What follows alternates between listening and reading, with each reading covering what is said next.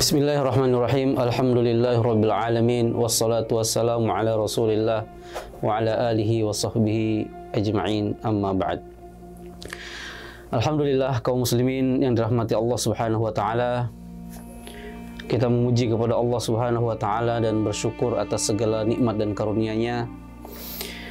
Dan semoga Allah Subhanahu wa taala menjadikan kita termasuk hamba-hamba yang pandai bersyukur, menjadi abdan syakura atas segala nikmat dan karunia yang Allah Subhanahu wa taala berikan. Dan di antara bentuk ungkapan rasa syukur kita kepada Allah Subhanahu wa taala adalah mengerjakan amal salih dan kebaikan. Dan di antara kebaikan-kebaikan tersebut adalah tadabburul Quran, mentadaburi ayat-ayat Al-Quran. Dan insya Allah pada kesempatan kali ini kita bersama-sama merenungkan, menghayati, mentadaburi, meresapi kandungan kalamullah, ayat-ayat Allah Subhanahu wa taala. Dan insya Allah pada kesempatan kali ini kita akan merenungkan firman Allah Subhanahu wa taala yang terdapat di dalam surat Al-Kahfi. Kaum muslimin yang dirahmati Allah Subhanahu wa taala, mengapa surat Al-Kahfi ini menjadi penting untuk kemudian kita pelajari dan kita renungkan lebih dalam?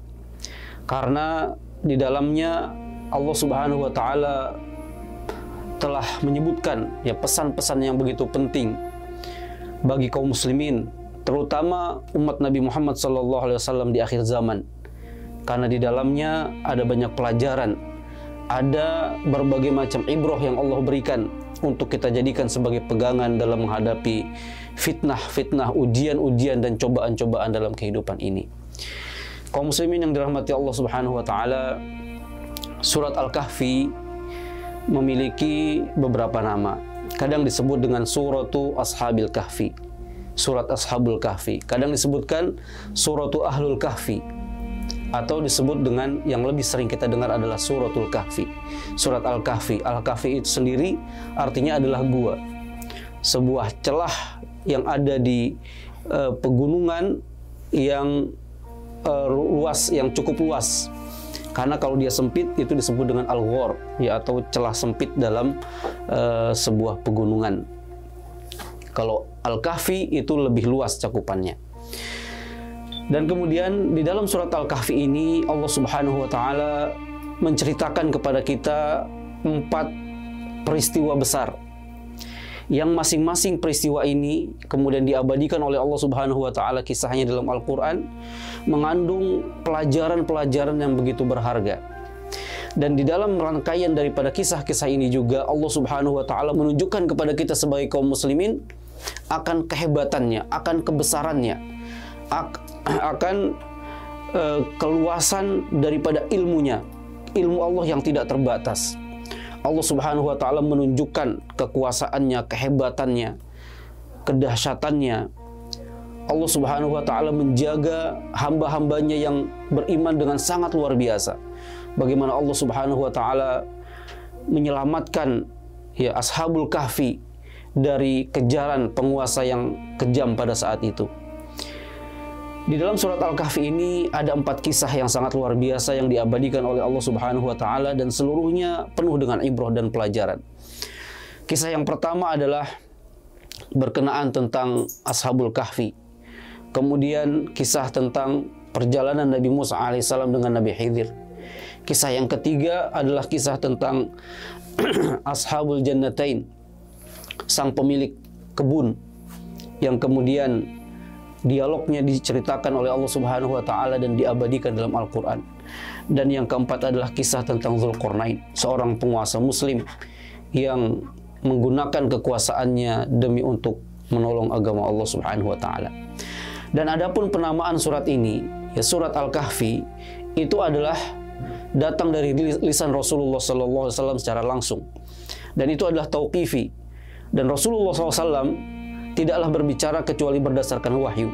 Wa ma yantiqu 'anil hawa.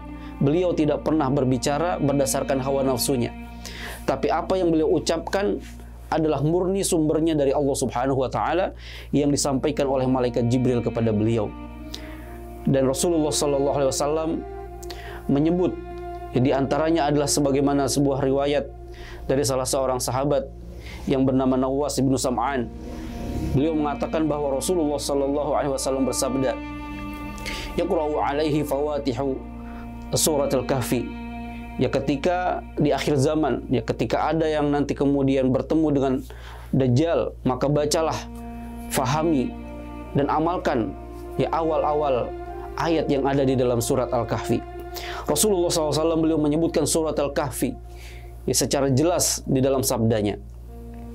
Dan kemudian surat Al-Kahfi ini juga adalah sebuah surat yang disebutkan oleh Rasulullah Sallallahu Alaihi Wasallam untuk kemudian disunnahkan untuk dibaca dalam setiap seminggu adalah minimal satu kali, yaitu pada hari Jumat. Ya, baik dibaca ketika siang ataupun dibaca ketika malamnya.